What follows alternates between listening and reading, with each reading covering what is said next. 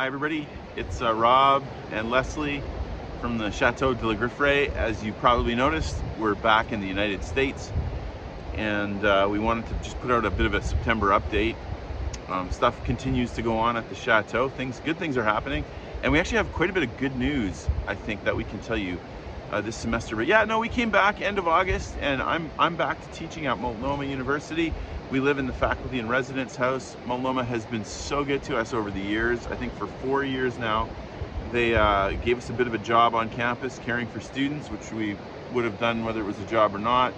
And as part of that job, they let us stay in the dorm the first couple of years, and then they let us stay in a faculty and residence house. And it's been amazing.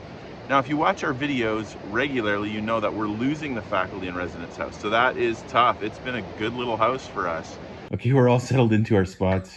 Mr. Bingley in his favorite spot on the back of the couch. So this has been a little unsettling. I mean, we're losing the FIR house and not knowing exactly what we're going to do. What are your thoughts? You know, potentially not being in America as long. Great to be in France. Yep. What part of this, honey, hasn't been unsettling? I think is my statement to that. Like, what part has been just a walk in the park? Nothing really. Right. So, and we knew at some point we'd move out of the campus.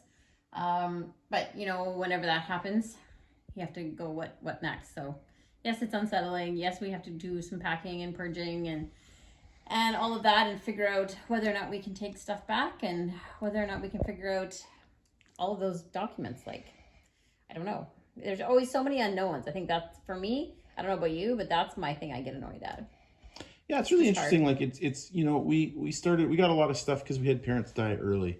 Yeah. And so we inherited a lot of stuff, and so we've been hauling that around for 20 years, and you know, you love them and you want to keep the memories alive, but then sometimes you know, it becomes like, oh, we got to move all this stuff, and what do we do? And you don't want to lose it. By the way, hilarious with the big dog in the front and then you in the back. It's pretty, people are enjoying that at home. Mr. Bingley, he's the star of this shot, aren't you, Mr. Bingley?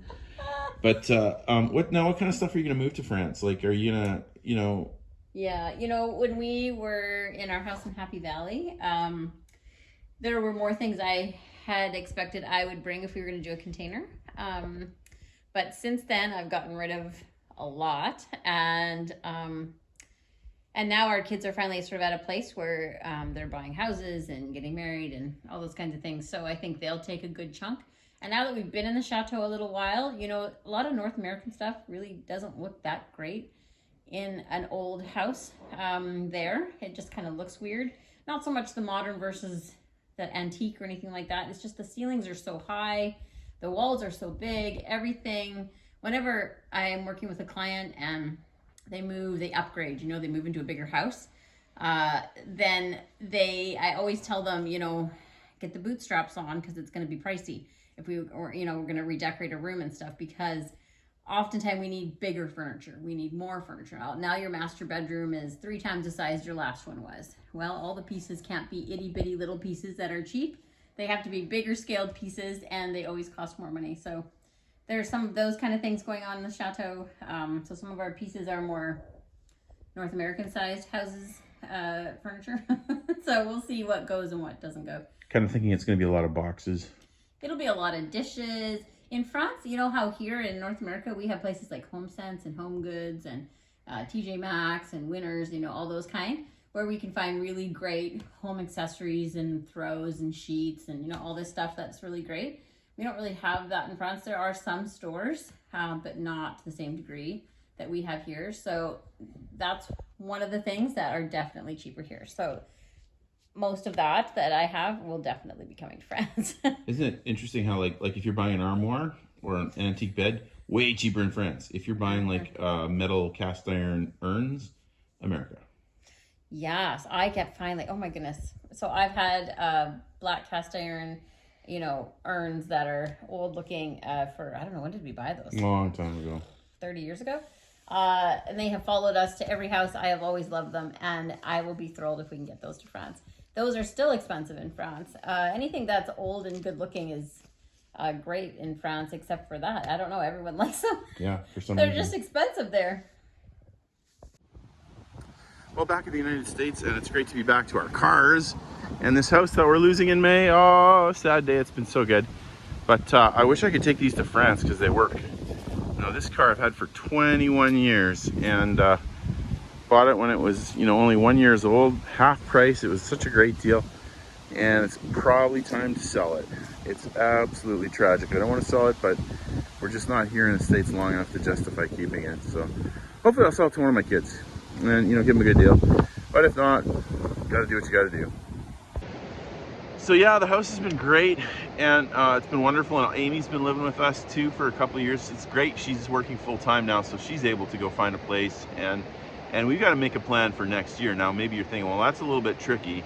And the reason it's tricky is because we consider ourselves tent makers, which it's sort of if you're kind of familiar with Christian circles, that's a term that sometimes Christians will use when they're on a mission or they're doing something, but they're not raising funds for it. They're trying to pay for it with their own jobs. And so it's, I mean, you probably don't care, but it's from the New Testament. There's a guy named Paul. He made tents, and that's how he supported himself.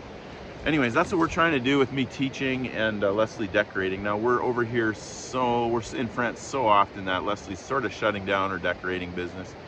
She still has a few clients she's doing some things for. This is pretty cool. I don't know if you're on our Facebook or social media, but one of the nice houses Leslie's been working on, she works on some pretty cool houses, people with bigger budgets than a teacher. And this is one of the houses she's been working on for the better part of a decade. And it just went up for sale for, now I can't remember, was it 7 million? Was it 11 million? It was quite a bit of money. We'll put on some pictures here so you can enjoy. Maybe Leslie could talk about it a little bit. So when I come home, the other part of my life kicks in, and that's having design clients and all these kind of things kick in. So anybody that, is still hanging around that still wants to work on projects, then I still allow repeat clients to submit projects to work on. So there's one that we finally kind of concluded because they want to sell. So we found it online, and that'll happen while I was just gone. And it's been a house I think we've been working on, I don't know how many years, 4 or 5 years? Almost 10, I thought. No. We did the math, didn't we? No, I think it was 2017 maybe they bought it. Okay, a long time ago. Something like that. Yeah. Anyways, it's a big house. Maybe 20,000 square feet, I think. And so it's been fun. It has kind of morphed into different directions than maybe I would take it. But I tried to help guide them through it. I called it the villa. That was just my nickname for it because it kind of looked like an Italian villa, which is kind of why we leaned into the European antique vibe. But they kind of got into that whole theme and went to town on that. So maybe it's a little more hardcore than I would go. But you know what? It's a lovely house. I liked being there. It'll be a bummer not to be there anymore. But here's a few pictures. This is the outside. There were beautiful waterfalls and beautiful entrances, and you won't even be able to see all the amazing things that were on the grounds. You walk in, a big sweeping staircase was awesome. The foyer was great. In the living room, we did cool features on the ceilings with, extra pattern. And so when they bought the house, it had actually gone into foreclosure. So it was kind of a mess. Like kids had gotten in there and destroyed a bunch of it. So we kind of started from scratch with everything. And that was super fun. It has a ballroom, which was unique. What's in the ballroom? And we created it in it has like a stage. So they could have had performances and stuff there, but then also they put in an incredible screen, an amazing speaker system, and then we created niches all the way around so that if they wanted to have a big dance or a big party, then all the theater chairs could all roll away that we had on these different platforms, I guess. And then each niche had, more beautiful furniture when they wanted to have more of a upscale kind of party and have a big dance floor, like a ballroom. What other rooms do you like? So his library office was pretty fantastic. It was just great. I would spend a lot of time in there if it was my house. Yeah. Another room? What? Another room you like? The pool house. The pool house is great. The pool house was lovely. It was very fun to do. I'm not sure how many pictures I have of that, to be frank. Yeah, so she's kind of slowing the business down. I'm still teaching, which is great. But with us losing the house, that made us have to try to think of make some hard decisions, because of course we need to find a place to live. Can't really afford to rent a place in Portland while I'm teaching. Now, if you've watched our videos, you also know that we have a house in Newport. We built it quite a few years ago, maybe 5-7 years ago. 2014 we started, finished maybe 17, 18, and we rented out. We did that because we realized that we work in kind of a lower paying jobs, private Christian school, and so we didn't really have any retirement fund. And so Leslie said, hey, maybe we should build a house at the beach and rent it out, pay it off, so that once we have to sell our house and move out, we have a place to go and it can get paid for. It's worked great. House rent's great, people love it, and so it's been a terrific house for us. So we have that one. We're not completely on the street.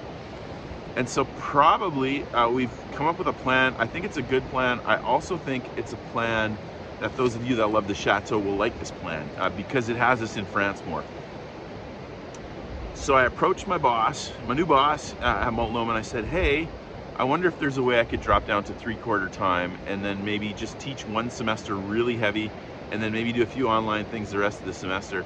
And that will allow us to be in France at least 8 months, maybe 9 months even. In fact, who knows how it's going to end up, but at least 8 months. And so they agreed, and they were enthusiastically supportive. Thank you very much, Multnomah University. And they're going to allow me to do that. So it might be 3/4 time, might be a little bit more. We'll see how it is. But I'm going to do my teaching, most of my teaching, starting in 2024. I'm going to do most of my teaching January to April, which will allow us to offer 2 sessions. So we're going to do a session in 24. We're going to do a session in May, June, and then another one, a longer one, September to November. So, I mean, the good news for you, if you like the videos, is we'll be in France longer, and we're going to do more videos. So I think that's good news.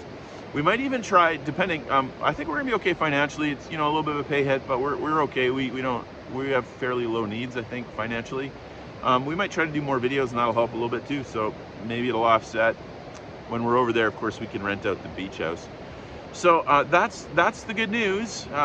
Starting next academic year, 24-25, we'll be out there at least 8 months, which also means normally we go out late February. That means that this next year, 2024, we'll probably go out late February and stay maybe till December.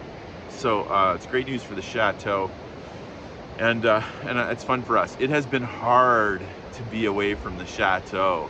I think both of us have found it hard. Okay, we've managed to get Leslie in the shot here. She's working. I'm just goofing around today watching football. But Leslie, missing the Chateau? Are you missing France? Yeah, the nice thing about change of scenery, I guess, is we've kind of had, has it been a month? Yeah.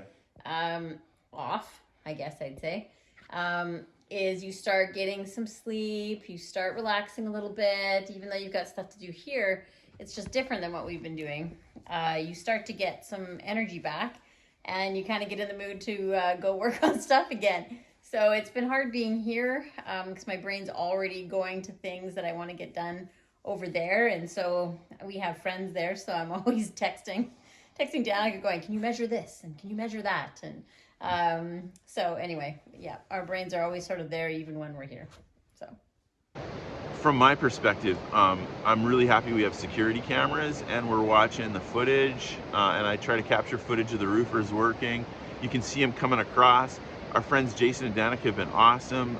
They've been sending us pictures and updates of the progress. The roofers look like they're almost all the way across the front, which is fantastic news. We had a mower breakdown, which seems to happen regularly with our big yard. Even though it's the good mower now, the new mower, but we got that fixed, and those guys are working hard for us. Being back in Portland has been great. There's a fancy word, ambivalent. Are you familiar with that? That's not apathetic. Apathetic means you don't care. Ambivalent means you feel strong emotions, conflicting emotions, and that would best describe how we're doing, because it has been great to be on campus and seeing the new students. I get to teach 120 freshmen, and I get to teach them a class called Foundations of the Christian Faith, which is sort of like an introduction to Christianity. So that has been great. We got students from all kinds of backgrounds in the class, and they've been terrific. And even better is the fact that when we're on campus, since I have these guys in class, they know us, they're not quite as scared. They'll come up and say hi to Mr. Bingley. The campus has been a very friendly place this year, knowing all these students. So we've had great discussions. It's been great to see our own children. We've had them over several times. Of course, Amy living with us, so we see her all the time. They're all doing awesome. That's been fun. It's been fun to eat out at restaurants. I even got to a Ducks game, the Oregon Ducks. Go Ducks. All right, here in good time. Time for a pregame hot dog. $1.50. Go Costco. USA. USA.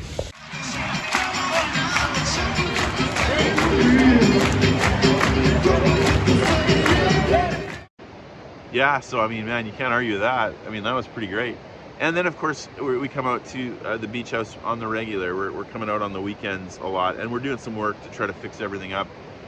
When you rent out a house, it tends to go downhill over time, and so you have to, you have to repair things. So we're out here repairing things, but also enjoying the beautiful ocean.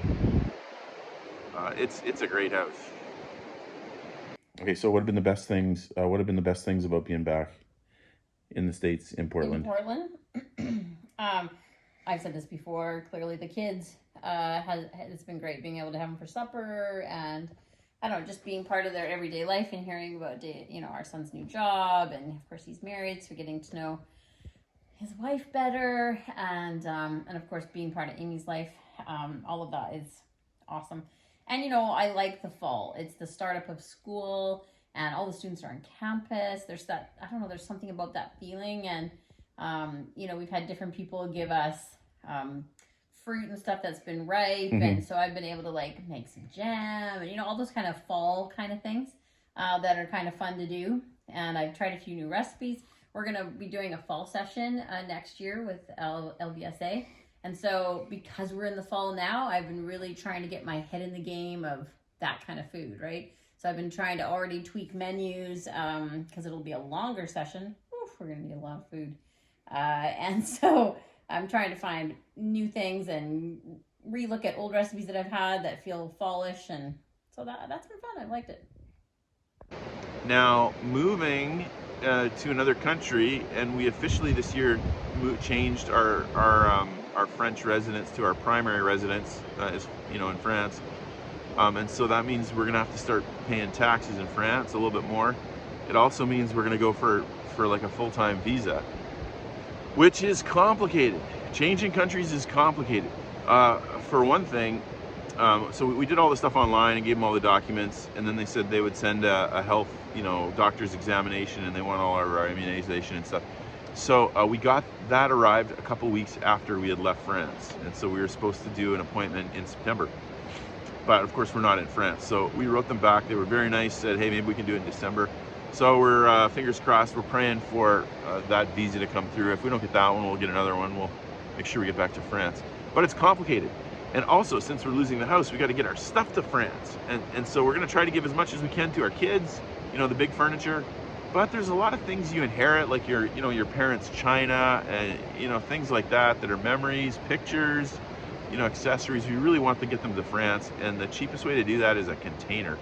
So we actually found a pretty good deal. It looks like it's $7,600 for a door-to-door service for a 20-foot container. We're gonna load it, we're gonna pack it, we'll unload it. We have a couple hours, so it'll be a rush.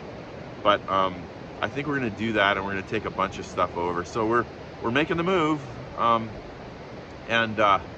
yeah, it's tough because you're thinking, I don't know if this stuff will ever come back to North America. So then you're thinking, well, you want your kids to inherit memories.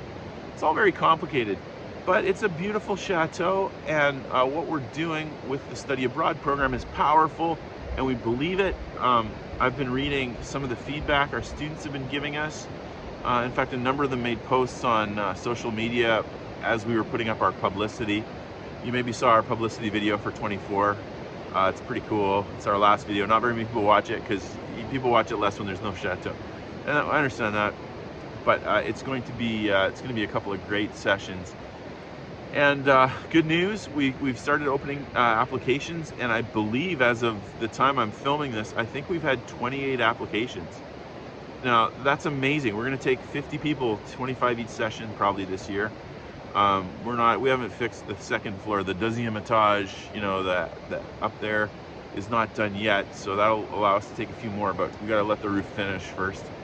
But yeah, 28 applications out of 50, and you gotta realize it's almost a year until next year's fall session. And it's whatever that is, 8 months or 7 months until the May session. And we're almost, I mean, we're not full, but we're getting there. So things are going really good. We're extremely thankful. You know, Leslie and I were driving to Newport, and it was over lunchtime, so we decided to stop at good old Chick-fil-A.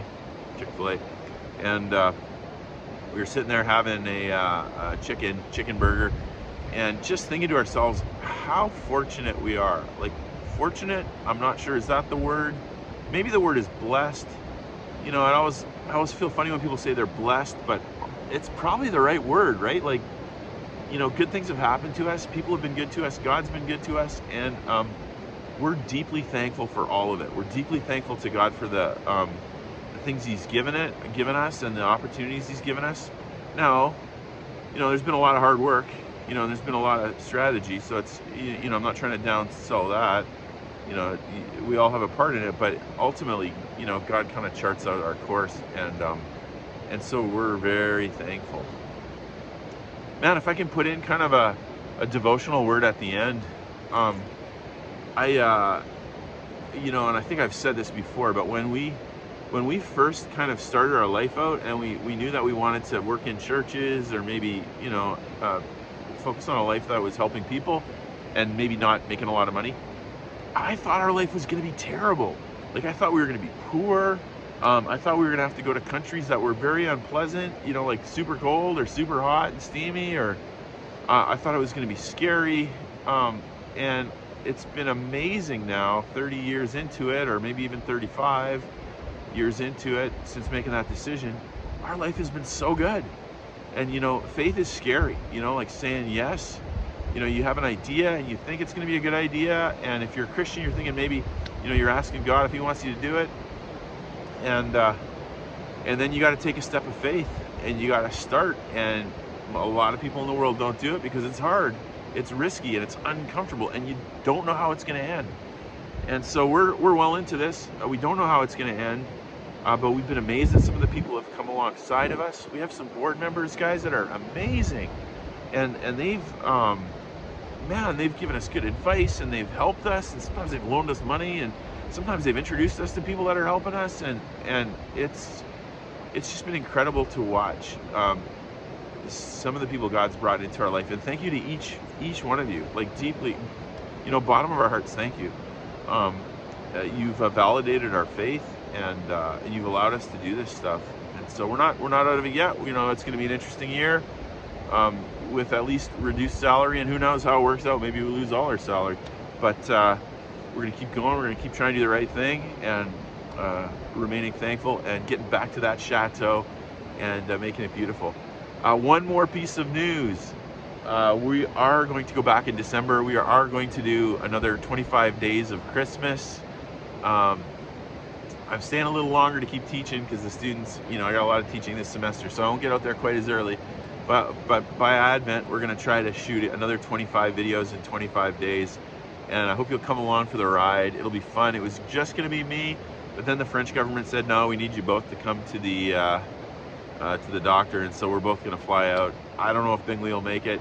Bingley may stay with his brother David and his sister Amy. We'll see. But it's going to be great. Going to be a great end to the year. Thanks very much. We might shoot like an Ask Me Anything kind of video in the next couple of weeks. Like, if you have any questions, just for the fun, just to keep it interesting while we're gone.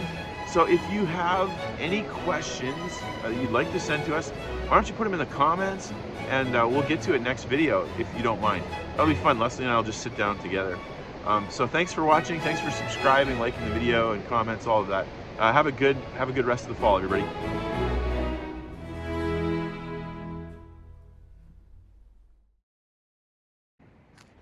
Okay, this is why you guys should come to Oregon sometime.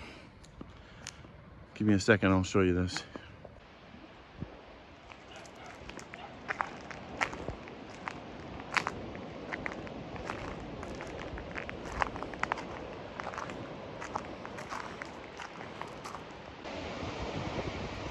The camera does not capture it, but my goodness. So beautiful, the sunsets here.